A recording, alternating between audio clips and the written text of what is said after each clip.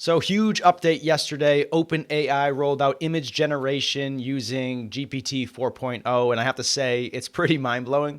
And I was playing with it late last night, and I thought this morning, I was thinking through what are the use cases for real estate. And I'm sure I'll think of dozens more. We're going to see other people producing content around that as well. But one came right to mind, and that would be what happens when I have a listing that just isn't made for social. It's not beautiful. It's outdated. Perhaps there's a tenant and there's clutter.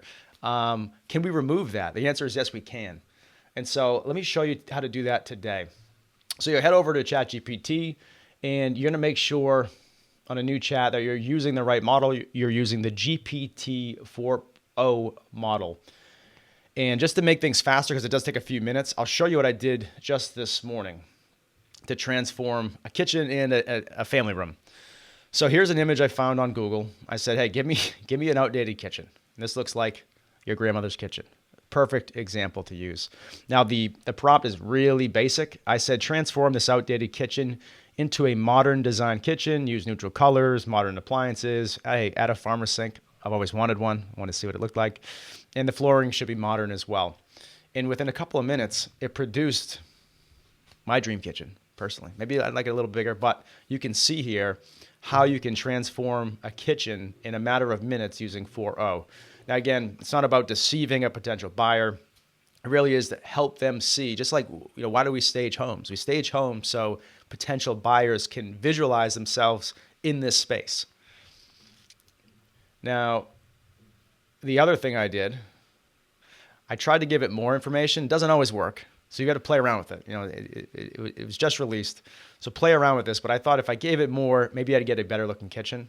In this example, I didn't. I liked the first one better. But I actually went to Google and said, describe for me what a modern kitchen looks like. So mid-century modern style, clean lines, warm, neutral wood tones. Maybe I should have left off the wood tones. Bold accents.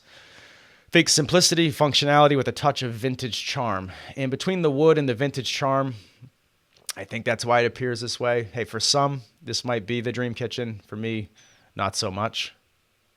It's a little gaudy. The next thing I did, I've seen these listing photos out there, guys. They're there. They appear. Usually there's a tenant, of course. That's why it's not picked up clean, properly staged. It happens. So you can share this image. We can also share an image of what it could look like decluttered, maybe even modernized. So what I said, very basic, declutter this family room, make it visually appealing, use modern furniture for staging, and the walls should have tasteful and modern decor. And this is what it looks like, and it looks fantastic.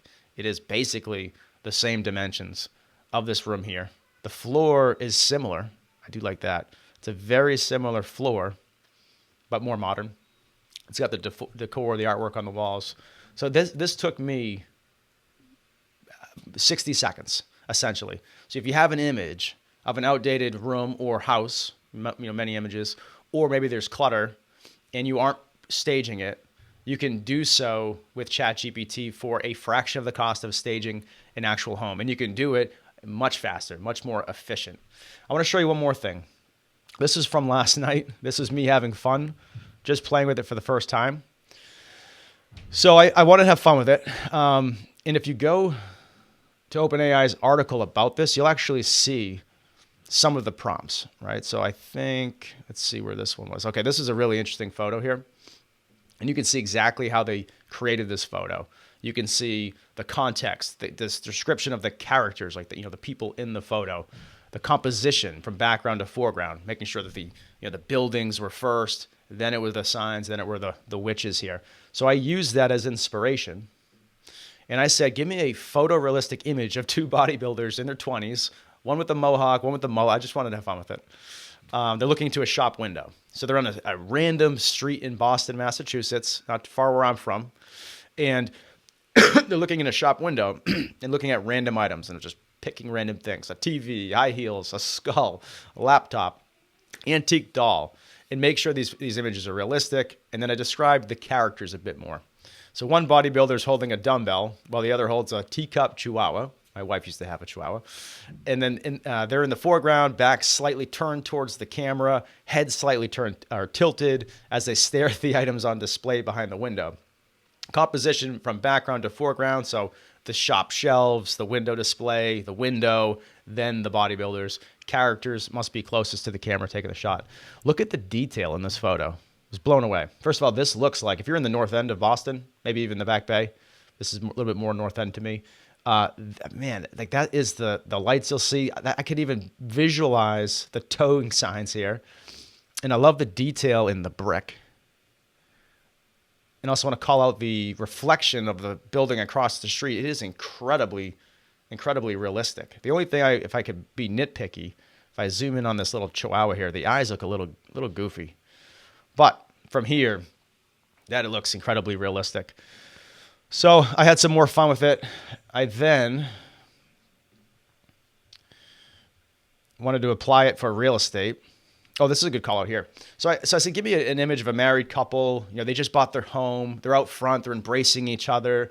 They look very happy, like they're fulfilling their life's dream.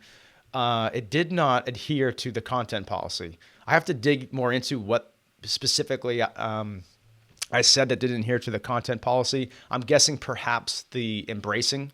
So I removed that. I even removed the married element. I just said, give me a man, give me a woman. They're in their early 30s. They just bought a single family home in a rural neighborhood in San Diego.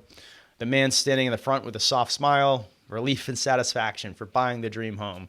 He's wearing a button-up, pants, flip-flops.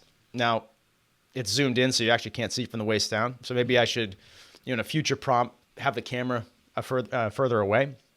I said she's wearing a sundress, long blonde hair. They're in the foreground, profiles facing slightly towards the camera, head slightly tilted. And then the composition, house and yard, then the married couple. Characters must be closest to the camera taking the shots. Pretty realistic. Pretty good. Pretty spot on based on my descriptions. So use case here would be if you needed images for social media, you don't have images, you don't want to use stock photography anymore. That's an image that's probably all over the web. You're creating something unique and specific to your market. It's not too San Diego for me. I used to live there. But again, I could prompt that better next time. And then just for fun, I threw in an image of me generated by AI. That's not me. I wish I looked that cool. And I said, maybe it's got a bit of a mafia vibe. I said, give me a mafioso look. It changed the image entirely. So I don't like that. I've got to play around with it more, but this might be one of those cases where it's going to be hard to keep the original image. It's going to take on a life of its own. It's another one I had fun with in Boston. I won't get into this one, but yeah, it was fun. Now, this is a really interesting one. So for our clients, we write blogs. This community versus that community, this city versus that city. And we like to do side-by-side images. And we're actually having difficulty with these two particular areas. I won't even pretend to know how to pronounce these, right? Which is why we had difficulty getting the side-by-side image using a different model, not OpenAI. So I thought, well, maybe 4.0 can give me a hand here. I don't know anything about this market, so I said, read this market and then propose a featured image. I don't know if it actually read the article, but it knows the locations, and it actually gave me the suggestions. So aerial view capturing the sprawling estates and greenery of the area which shall remain nameless because I'll butcher it, Coto de Casa. And the right side image, Laguna Nigel? I don't know.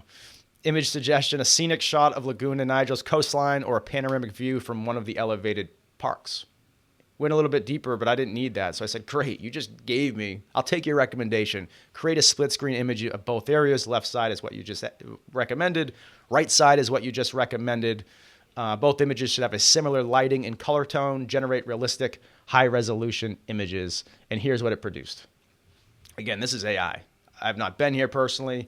I like to think this is a representation of both areas. I'll let the client decide and tell me. But wow. How lifelike, how realistic are these images? If I am going to be nitpicky, because I I didn't generate these, I didn't take these photos. All of the houses look similar. Now I know that the style of roof in Southern California, maybe a little bit more variation would be more lifelike, especially if you're zooming in on this image here. It looks to be all exactly the same. But as you can see here, there's a lot you can do with 4.0. It's been out less than 24 hours now. Get in here, play around with this, try different prompts, and share your feedback with me. Do you find something that works really well? A new use case for real estate agents to help them improve their marketing and sharpen their AI acts in 2025? I'd love to hear it. Thanks for watching.